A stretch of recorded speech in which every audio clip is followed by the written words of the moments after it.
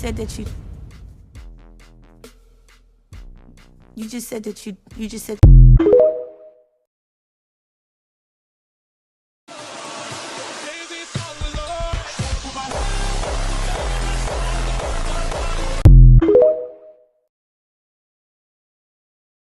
Girl, you don't have autism. You just want attention.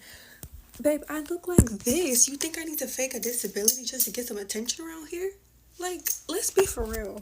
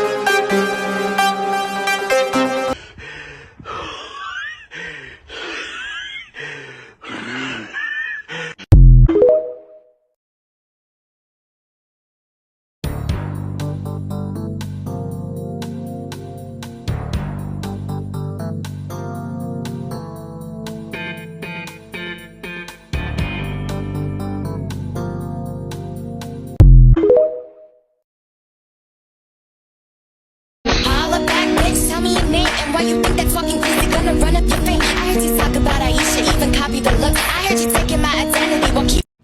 Hey crackers, whiteface is not a thing.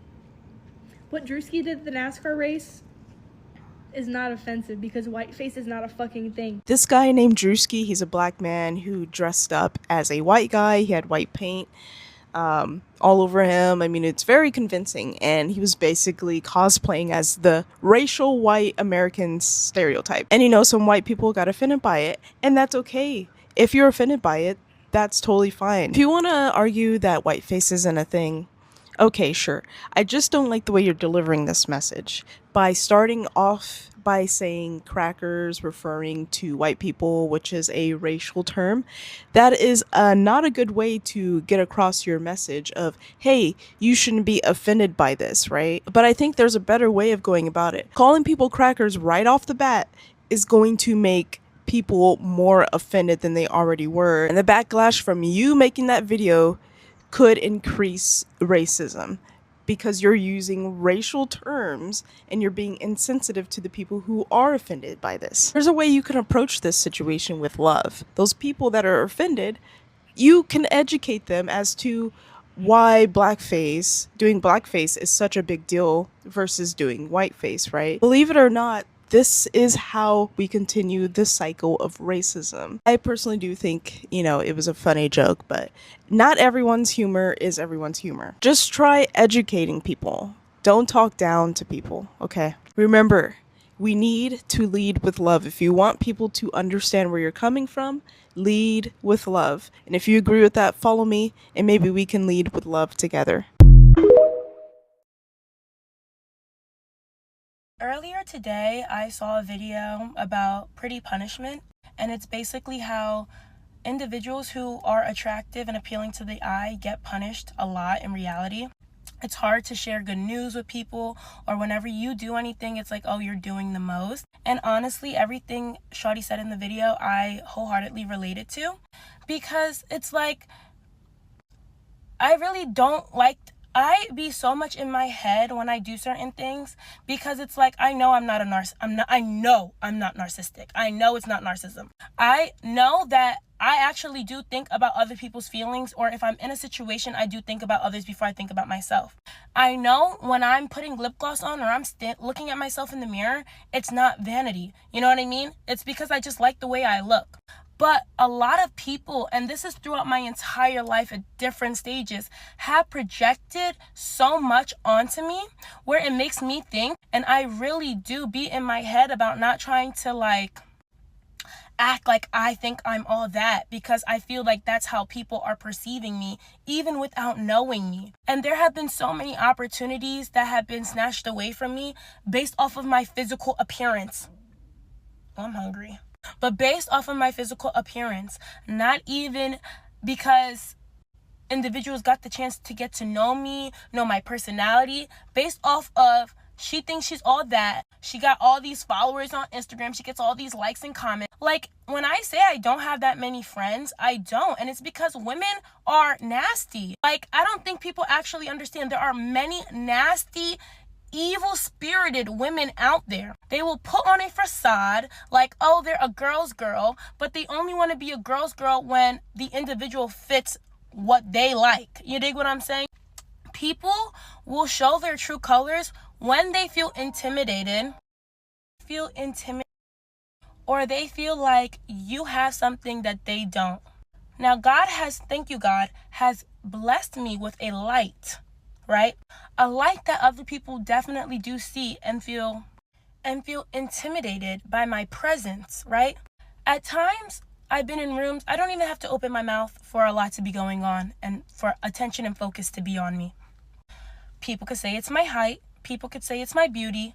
People could say it's my smile, but I really do think it is my aura. Like, I'm not even gonna joke. Like, I really do feel I have an energy about me that a lot of people are just gravitate towards. Like, they gravitate. And I've been told that in a lot of different, like, places and spaces I've been. So to anyone who relates to me, what I will say, don't allow other people to make you feel small. Do not overthink who you are as a person, because there have been so many times I'm like battling this, like, conscious of who I know I am versus what other people try to project on me. And it's like, I know I'm not this person that this individual has built out of me in their head, because other people give me that confirmation that I am like this beautiful person inside and out. So it's like, if you are an individual that suffers from pretty punishment, look, it's not going to get any easier in life. It's only going to get harder, but have discernment on when to know I can be around certain individuals and when this ain't going to work out, because they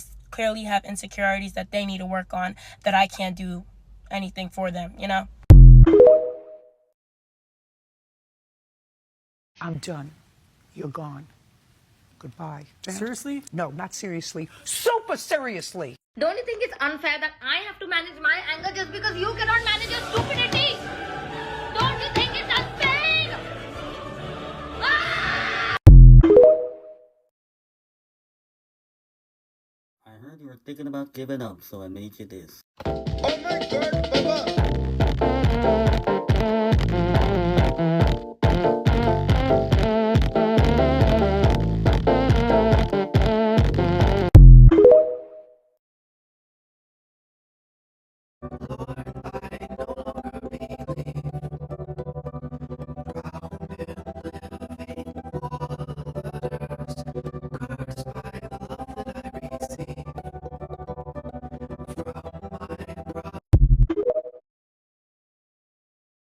Did you know that if you master these 3 movements, it will be easy for you to do this? I mean, baby, you could do it in your sleep. Number 1, the body is a reflection of your mind. So if your body is imbalanced, then so is your mind. So the first move you want to master is your drishti, your point of focus. While you're standing up straight, squeeze the glutes. I always say this. Press the ground away from you through the heels. Thrust the hips forward just a little bit and find your drishti. Your drishti will be something directly in front of you that is still. Shift the weight into your right or your left foot and lift up either your right or your left knee. Bring the knee in line with the hip. And when you get real good, come into tree pose, where you will place your heel on the inside of your opposite thigh. Just remember to squeeze the glutes and send that bent knee towards the back of the room to open up through the hip flexors. Now let's work on your splits. First, you need to activate the muscle groups. But you're going to bring a bend into your back knee. Back knee is going to hover about 1 inch off the ground. And you're going to practice dropping the knee low and then picking it up. Dropping it low and then picking it up. Letting it go and then picking it up. Remember to squeeze the glutes on both sides. Drop it low. Pick it up. Now at this point, you're going to fold forward and place your hands a little bit further away from your feet. And then you're going to send your right or your left leg up towards the most high. Squeeze the glutes, activate the thighs when you get there. You're gonna practice this movement. It's gonna help you with this posture. Let's get into the sauce. Inhale, tap the toes down to the earth, and exhale, send them up towards the sky. You're gonna do this back and forth over and over, firing up the glutes, and this is going to help you to sustain and hold your splits as you dive deeper into them. Now I'm just showing off. This has nothing to do with the standing split. But it's cool, ain't it? Now I must leave a disclaimer. If you're doing this on your own, please be aware of where you are in your practice. Do not force yourself to stretch, bend, or flip beyond where your body will allow you to. And if you want my assistance, baby, I got you. My biggest tip of them all is success don't come overnight. I love you. I'm very busy. Well, I'm sure you are. I don't like your tone. I'm sure you are.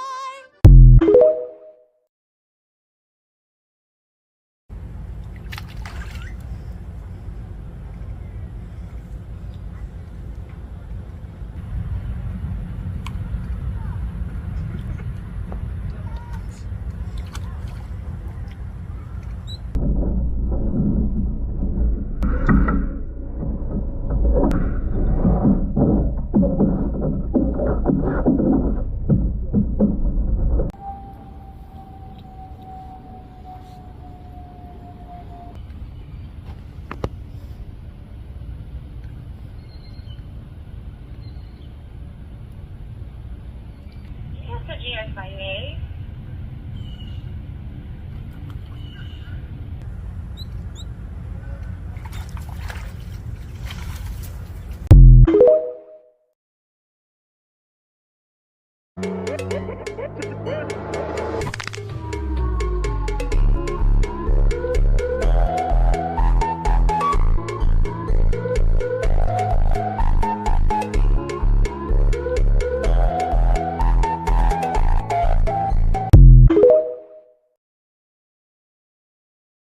Whenever somebody tries to throw around she slept to the top as an insult, you're never really gonna get me with that one. What the fuck do you mean she slept to the top?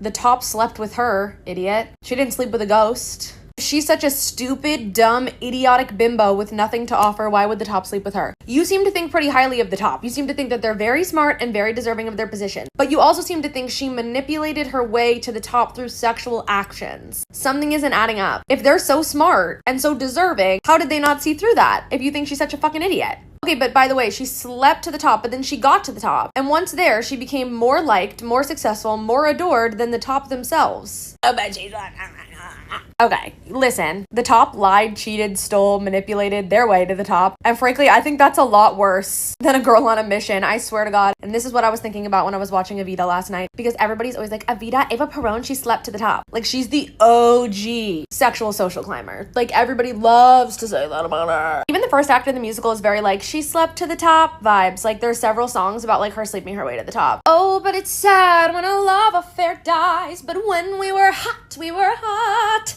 Great song. Good night and thank you, whoever. I was just thinking, like, is this the worst thing? It's not even, like, close to the worst thing. It's not even, like, in the same vein of the worst thing the top has ever done. And yet, she slept her way to the top. You're literally racist. Like,